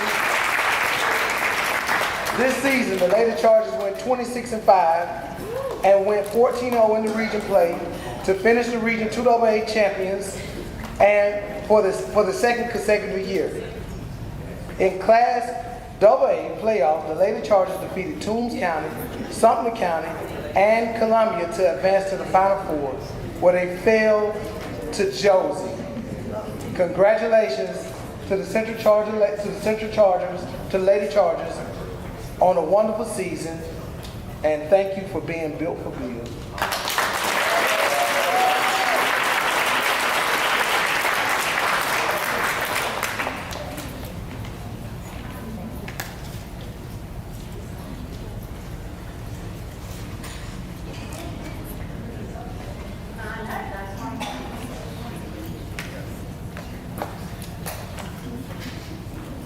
So, good evening. I'm Susan Jones, and I'm here to recognize some students tonight on their recent accomplishments. So, we're going to start with Science Fair. The Science Fair is a traditional opportunity for students of various age and grade levels to showcase their knowledge of the scientific method.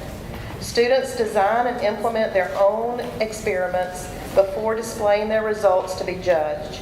This year, several of our students won first place honors at the region level of the Georgia Science and Engineering Fair to advance to the state competition in April, and we'd like to recognize those individuals at this time. Please come forward with your principal or school representative when your name is called. Stephen Tillery, Miller Magnet Middle School.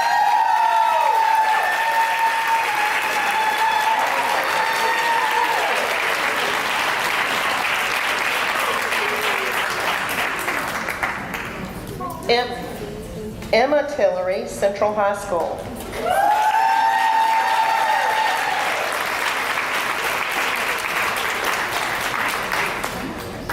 Jamie Heath, Northeast High School.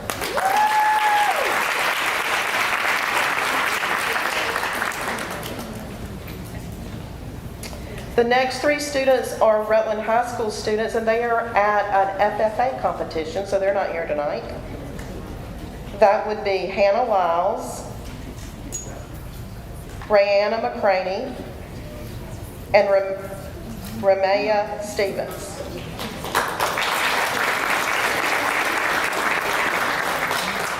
Congratulations to each of these students and all of the participants from across the district, and we thank you for being built for Bibb.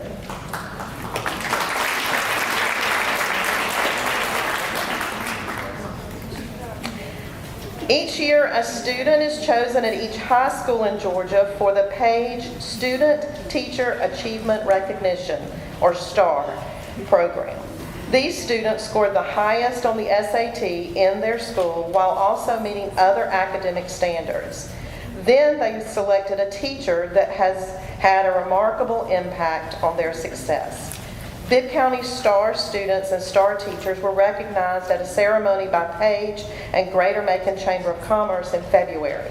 At this time, we'd like each of these STAR students to come forward to be recognized with their STAR teachers and school representatives. From Central High School, STAR student Kennedy Sneed and STAR teacher Jennifer Tillery.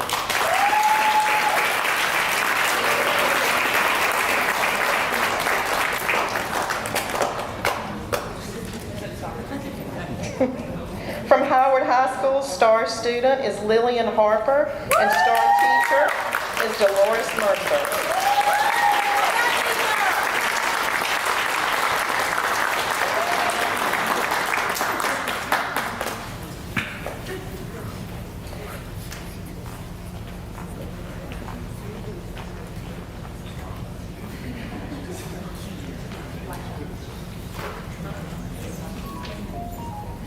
From Northeast High School, STAR student Cadence C. Williams and STAR teacher Dr. Sunneth Panda.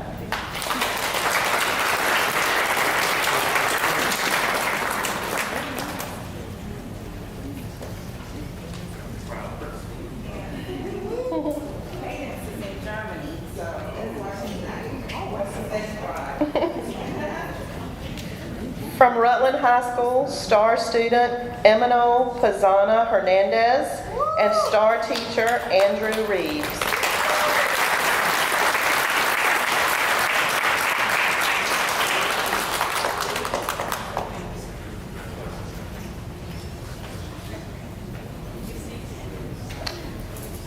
From Southwest High School, STAR student Jordan Isaiah Smith and STAR teacher Willie Hollins.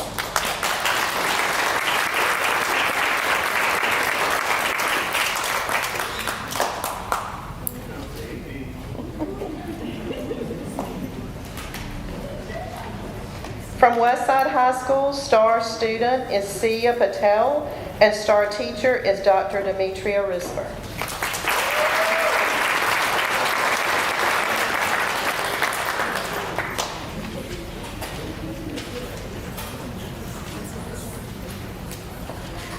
Congratulations to all students. We wish you the best as you graduate this year and begin your next journey. Thank you for being built for Bibb.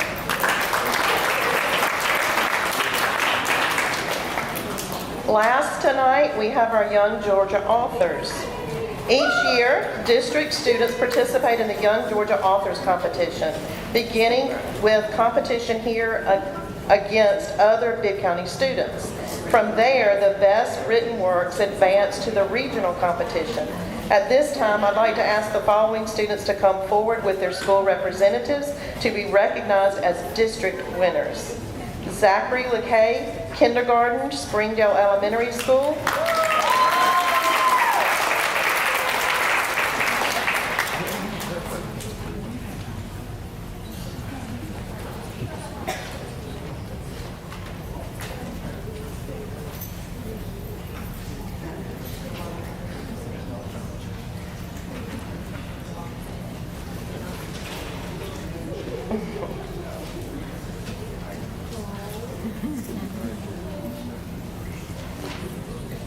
Also from Springdale Elementary School is Eliana Wang.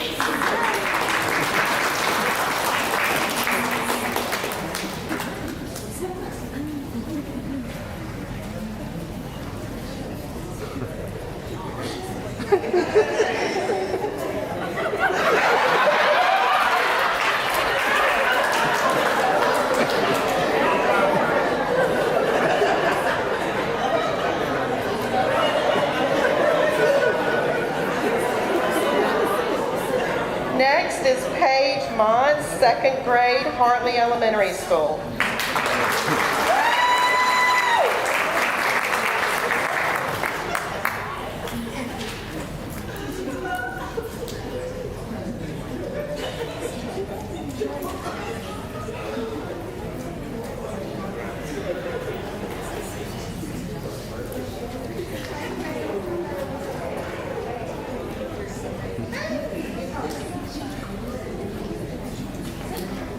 Rexford Caldwell III is a third grader from Skyview Elementary School.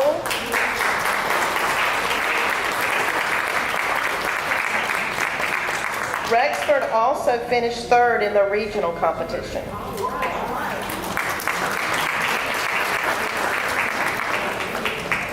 Hannah Kim, fourth grade, Springdale Elementary School.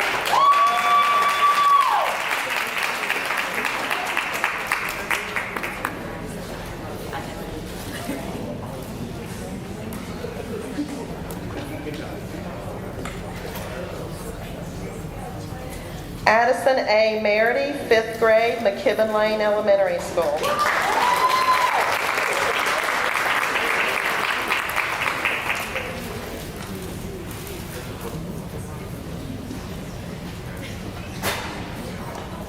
Felicity S. Lazenby, sixth grade, Ballard Hudson Middle School. Felicity also finished second at the regional competition.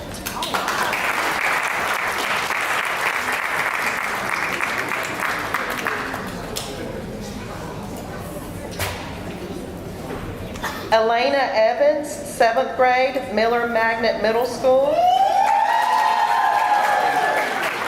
Elena also finished third in the regional competition.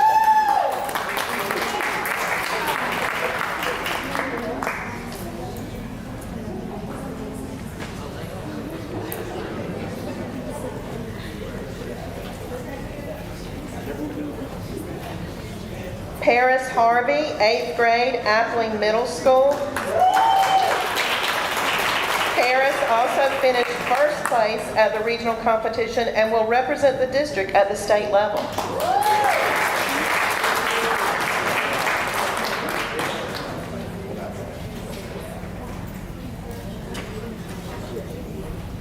Jayla Curry, 9th grade, Howard High School.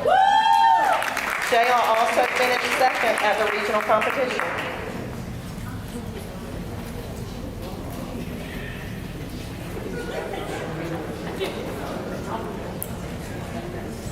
Serenity Parks, 10th grade, Howard High School.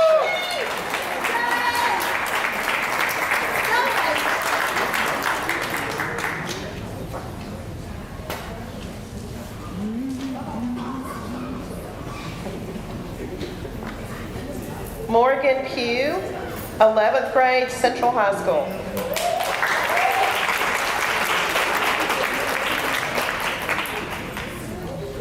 William Spikes, 12th grade, Northeast High School.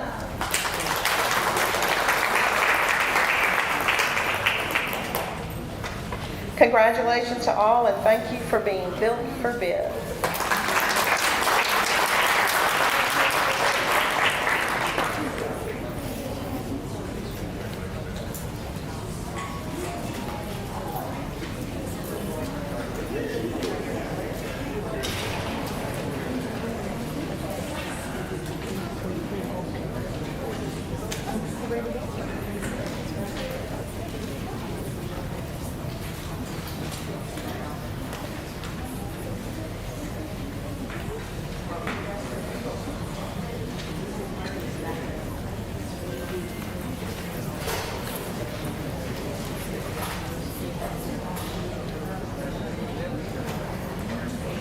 All right, that felt good.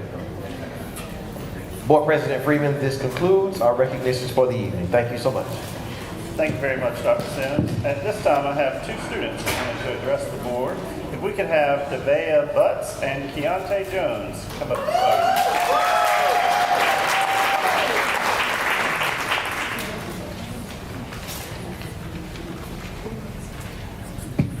Hello, my name is Devea Butts and this is Keontae Jones, and we are 8th graders at Miller Middle School. We just wanted to take a moment of your time to congratulate Ms. Gibson on being named principal of Miller Magnet Middle School.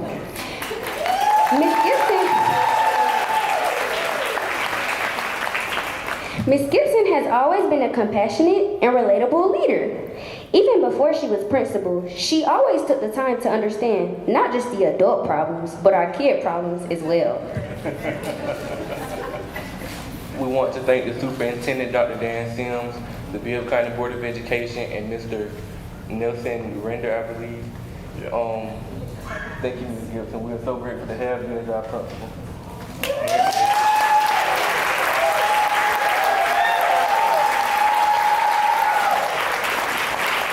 Congratulations, Ms. Gibson.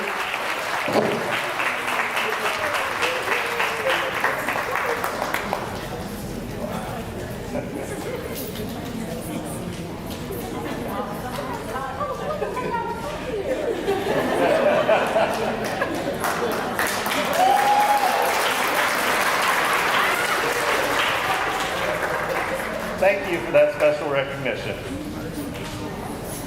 At this time, we have an invitation for visitors to address the board. I have two individuals. Before we do that, I'll remind everyone that now is the time for public comment. A written request to address the board must be submitted no later than 30 minutes prior to the start of the board meeting. Before addressing the board, individuals are urged to seek a satisfactory solution to their concerns by following the proper staff and administrative channels. For instance, teacher, principal, director, assistant superintendent, and superintendent. Topics appropriate for public comment are those included on the monthly agenda.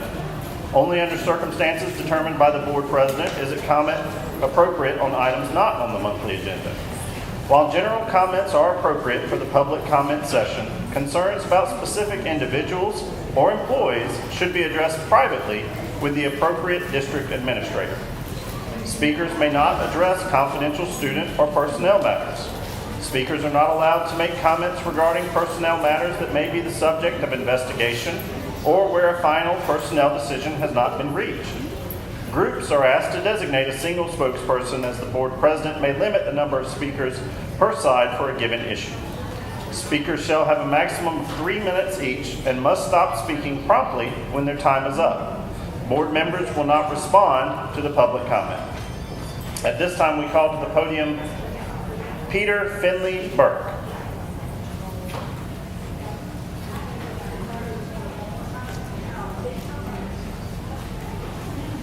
Good evening, board. I almost didn't come tonight because I didn't want to hear what I have to say. I'm a parent here of my children attend VIP, which is right over here, and they're changing the curriculum next year due to your choices. They are currently using Ingenuity, which is an online program. My two students are both special needs students. You call it something else here, we call it special needs in California. So I'll never get to that new, whatever you call it. Anyway, they have done exceptionally well using the Ingenuity program.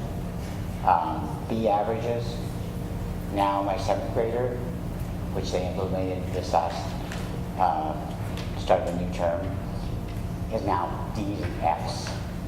He's not getting the guidance or instruction that he needs that he got with Ingenuity.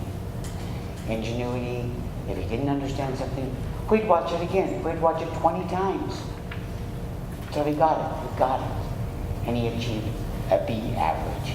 He's not doing that now because of the board's choice to not pay for Ingenuity anymore. You'd rather pay for football and those kind of things, which I think is horrible for the students of Bibb County.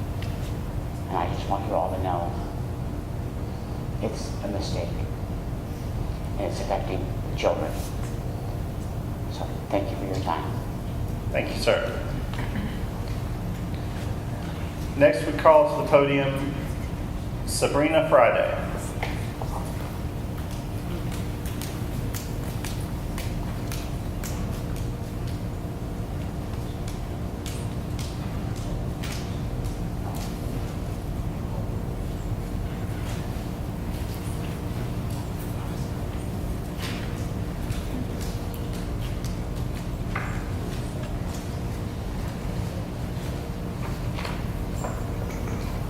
Hello, greetings. About kind of tall, so can everybody hear me okay? My name is Sabrina Friday. I represent Mother's Nest, which is a nonprofit organization that helps young mothers with children be the best version of themselves and raise them with the limited resources that they may have. I had the opportunity to serve as the principal of the day at LH Williams. And it was kind of sad for me because I actually saw some of the students that I see every day in my program with Mother's Nest. Some of the kids had socks missing, soiled clothing. Many of them are living in hotels and motels right here in our city of Macon. By 602 of our students are living in hotels. And the purpose of me addressing this is because our kids are our future. And if we don't invest the resources and the time with them, then we all going to be at a loss. And with Mother's Nest is we don't take one dime from anyone, and we try to build every student up with the resources that we have obtained through grants. And another reason why I want to address, if you look at the first set of papers that I gave you, and it says the long reach early childhood poverty. So all that goes right back into what we're living in today with social determinants of health, when kids don't have adequate food, adequate child care, parental guidance. The mothers that are living in the hotel with their children, they're letting the kids make the decision as to whether or not they go to school or not.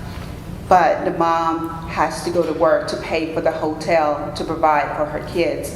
So I just wanted to bring this to your attention. And as I'm running down on time, if you look at the second paperwork that says Family Connection, where our demographic is 157,000, of which 54% is African American and 22% are living in poverty. And my focus is on that 22%. And if you look at the final set is President Biden administration. And Superintendent Sims already kind of addressed mental health. And this is actually getting the attention of the White House as well, mental health, because we have to help these children. Thank you. Thank you very much.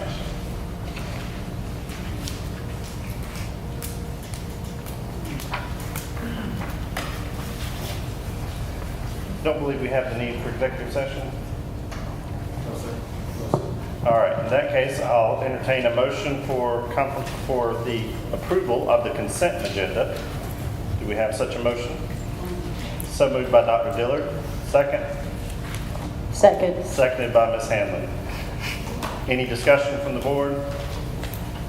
In that case, I'll call for a vote on the consent agenda, which includes the confirmation of minutes from the board meetings FSS 3 through 8, PR 1 through 4, PS1, PS2, and PS6. All those in favor of approving the consent agenda, please signify by saying aye. Aye. Opposed, same sign. That passes unanimously, and the consent agenda is approved. Moving on to new business, I will entertain a motion to approve PS 6.1. Do we have such a motion? So moved. So moved by Dr. Jackson, seconded by Ms. Johnson. Any discussion? All those in favor of approving PS 6.1, please signify by saying aye. Aye. Opposed, same sign. No. One no. In the opinion of the chair, that passes, and PS 6.1 is passed. Do we have any old business? Okay, well, All right, that concludes the business of the Bibb County Board of Education. I would like to take a personal moment to say thank you so much to all of the schools with the shows of support. It is overwhelming every year that we get this. I know all the other board members feel the same way, but the love y'all show, not just in the gifts, but in what we see every day, is just immeasurable. We thank you so much for the support you give us. It makes our job so much easier to know we are appreciated. I'll open the floor if any other board members wish to say anything. Mr. President, I too want to express some sentiments. I just wanted to also ensure that we recognize our newest administrators as well. So which one you want to do first? Why don't we do that real quick? If you would, Dr. Sims, we have 2 new administrators. Check. Okay, great. We first want to introduce, I think she's here tonight, our new Executive Director of Accounting, Jennifer Sheets.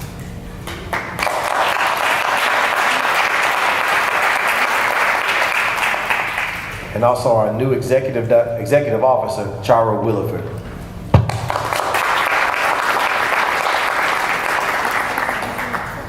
Thank you, Dr. Sims, and thank you for the reminder, Dr. Jackson. Do you have more you wanted to say? I do.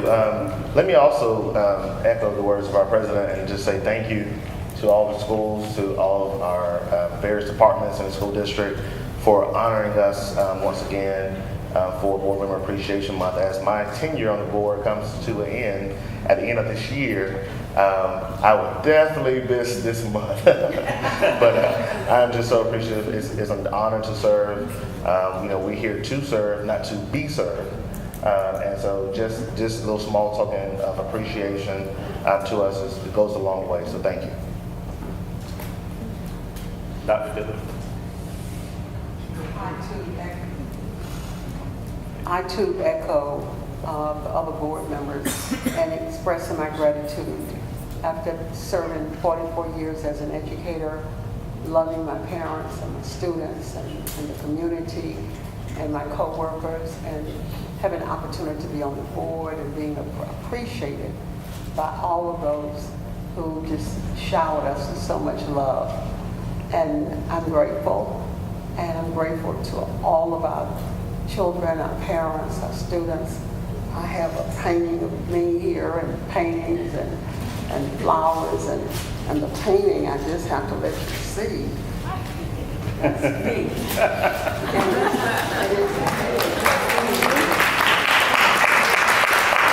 I have another one, but that's just the one that I had to move and it's closer to me. But I just want to say thank you. I am so overwhelmed with joy and gratitude for your kindness toward me and our other board members. And I thank you. I thank you. I thank you. Thank you, Dr. Bibb. Dr. Wood.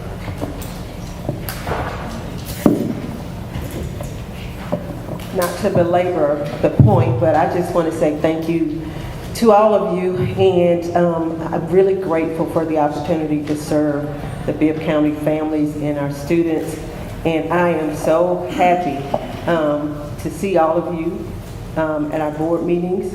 I've noticed that there has been an uptick in attendance at our board meetings, not that I'm counting, but when I look out across the sea of faces, it is really encouraging for me, and I just want to thank you all again. Sam. Echoing everyone else's comments and compliments, and just saying how much I have appreciated being on this board for the last 4 years. The first time that this happened, it was overwhelming, and it just continues to be overwhelming, the level of support and appreciation that we feel from you, and that we try our hardest to give back to you. A special shout out to Daphne for arranging all of this. So just thank you, thank you, thank you. And thank you for all you do for your students, our students, and just to take care of those kids in those buildings every single day. Thank you, Ms. Hamler. Ms. Johnson. I just want to reiterate that this is so wonderful, and I thank you. Every year at this time, I feel like a little girl up under the Christmas tree, but Santa Claus has left all my goodies So this is just overwhelming. You all didn't have to do this, but you did. And I thank you for it. It shows your appreciation and our appreciation to you for what you do. So I just want to say thank you. I'm going to take all my gifts home and line them up and take pictures of them and put them on Facebook. Yes, you will. Thank you, Ms. Johnson. All right, Mr. Morgan. I know you can't see me, so trust me, I'm here. This is all great, but it's also exciting to see so many of our students and administrators be successful and be honored for the things that they do. And that's really, to me, the stuff that really gets me going, is seeing the success of our students. Thank you so much for what you're doing for us, but thank you so much for what you're doing for our kids and doing for our schools. That is far more important. So keep doing what you're doing. Thank you. Thank you. Thank you, everyone, at this time.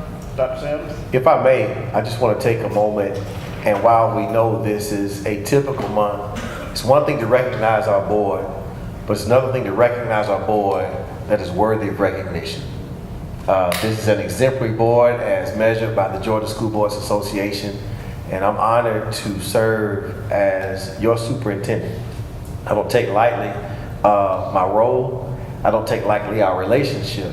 And I'm just looking forward to a continued excellence from my Board of Education, our Board of Education. And while you are flooded with gifts, there's no appropriate way to show the appreciation for the work that each and every one of you does for this district. And just know I proudly serve as superintendent in hopes that I can make you proud and I can make sure that your decisions are in line with the needs of our students as we try to uplift our community together. I'm further thankful that there's no gap in these gifts in front of me. I get included too, so I'm appreciative of that as well. But thank you to each and every one of you from the bottom of my professional and my personal heart.